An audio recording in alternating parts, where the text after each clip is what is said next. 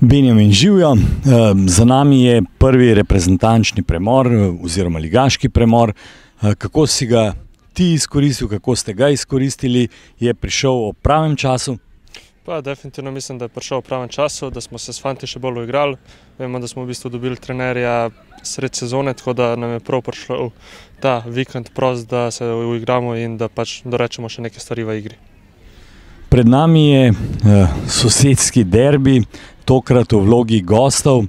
Kaj pričakujete od te tekme? Pa vemo, kakšne so te tekme, da so nervozne, da je vedno gremo vsi na polno, tako da definitivno tako tekmo tudi pričakujem, mi pa gremo definitivno po 3 točke in da končno zmagamo. Seveda je v ekipi tudi nekaj novih fantov. Kako ste jih sprejeli, kako ti vidiš ekipo s temi novinci? Bo nekoliko lažje? Ja, mislim, da vsak prihod nas je nekaj izboljšal.